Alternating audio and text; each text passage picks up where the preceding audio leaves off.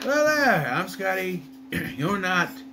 I keep messing that intro up. Welcome back to the Doctor Who retrospective. Because I'm used to doing it like that. I don't know. But with the retrospectives, you gotta say that first, and then Scotty, you're not. I gotta remember it. Today this time we are looking at Series 3, Episode 8. If they say why? Tell them that it's human nature. Why does she do me that way? Yes, Human Nature is what it's called. Part 1 of a 2-part story, and we start with the pre-title sequence of Martha and the Doctor running from someone before the Doctor wakes up in bed. No, this isn't the Doctor. This is John Smith in 1913 with a maid named Martha. Yes, we find out later in the episode that they're hiding from someone called the Family of Blood. And I guess their enemy's so dangerous, so powerful, that the Doctor had to hide his identity in a fob watch. Something we've never really seen before, but they do this for a reason. It comes back later.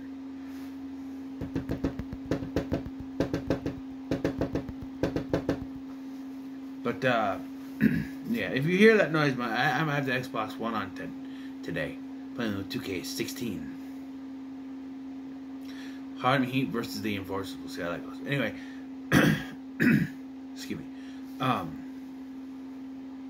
So, yeah. Given this is 1913, Martha's a maid, and they do sort of nod towards that, because when she's cleaning the floor with another maid, one of the, I think it's one of the teenagers there, goes, how can you tell if the floor is clean with those hands? And I just went, mother, shut up. Do not teach your kids to be that way. You know, especially now, don't do that.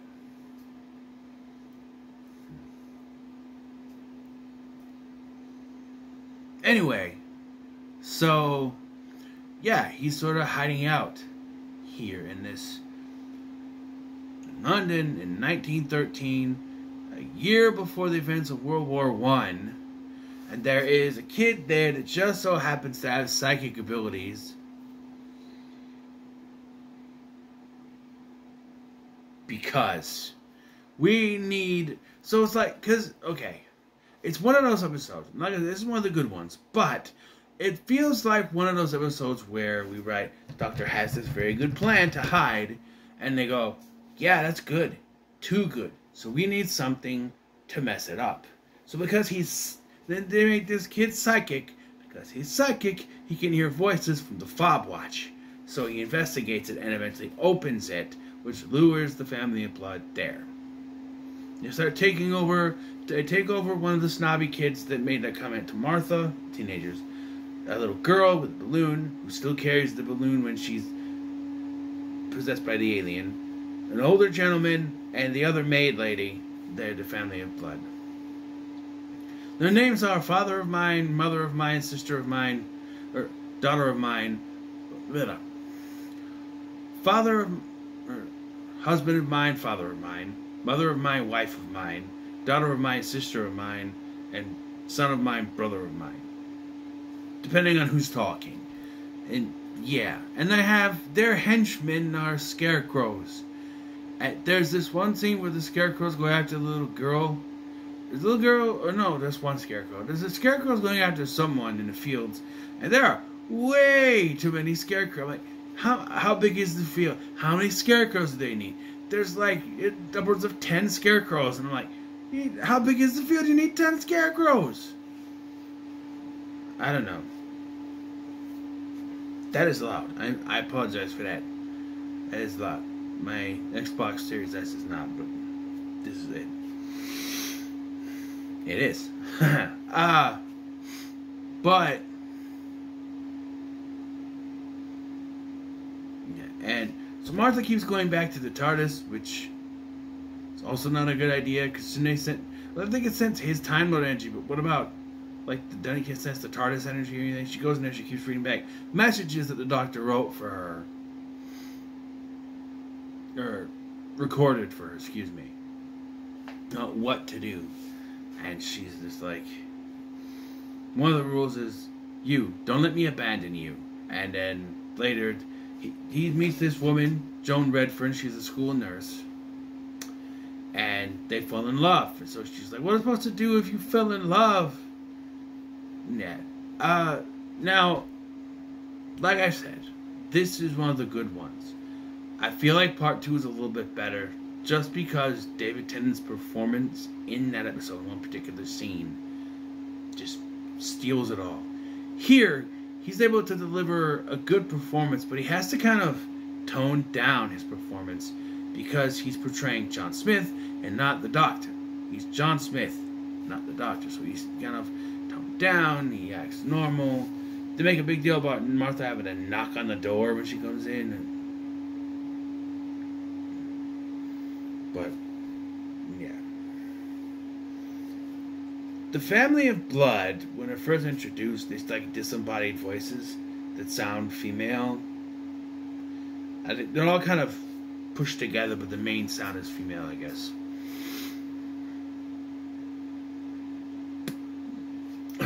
Sorry about that. Yeah. So they are. This is very confusing for me because I grew up not in this thing, but there's a part where they're having the boys. This is an all boys school, by the way. There's a little girl there. I don't know what she came from, but I think it's all boys. They're practicing shooting machine guns. Why? Why are you preparing them? And what's more is during this is when the little boy, I don't remember his name, has the visions, the psychic boy. He has visions. The very next year is the First World War, the Great War. And he has visions of himself, about the same age, with another one of his classmates, and they're about to get struck with a bomb. And I went, wait, no. That's not how it works. You have to be 18 to get drafted. You can't. They're not going to send little boys into war. That's not how it works. That's not. No, again, I'm not from that. No, that would never make sense. You're not going. This kid's maybe 12. You're going to send a 12-year-old out to fight in a war? That is complete and total bullshit. And yet, that's how it's presented.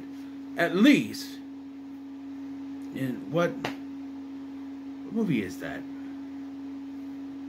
Is it a movie or something where they're kids? It's presented later that they're older when they go out to fight in a war, not the same age. I get you want to show it's the same actor, but I don't think. No, I had to look it up, I guess, but no, there's no way they would let a 12-year-old go out to war. It makes no sense.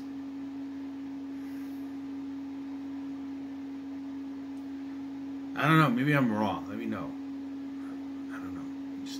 That doesn't seem human to me. Why would you? I get you sending our men out there to fight, but like 12-year-olds? Come on. No.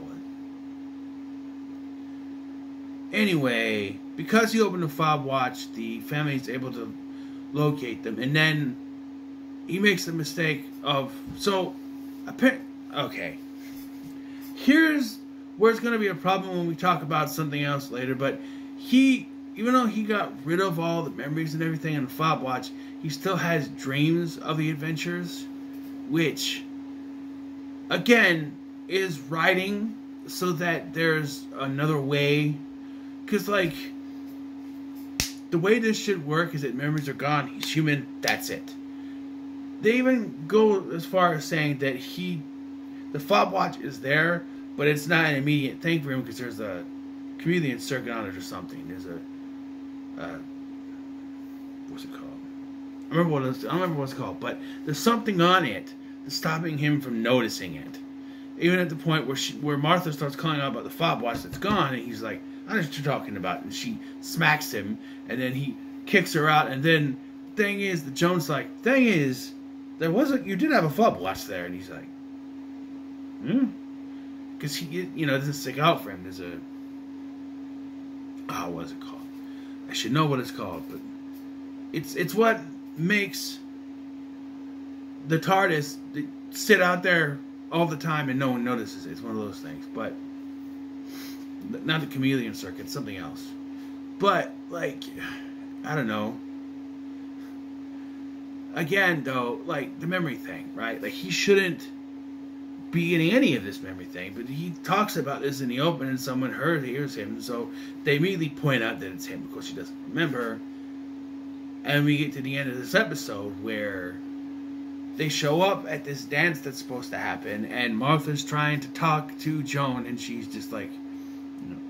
I do like when they're having a conversation when he's fixing the, he's like, oh, this scarecrow is askew. So they're trying to fix it, and he's like, oh, my father, he was, I don't know what it was, but he's like, oh, my mother, she was a nurse, actually. And she's like, we make good wives, and mothers, I imagine. Nurses fix your children right up and fix you up. And she's also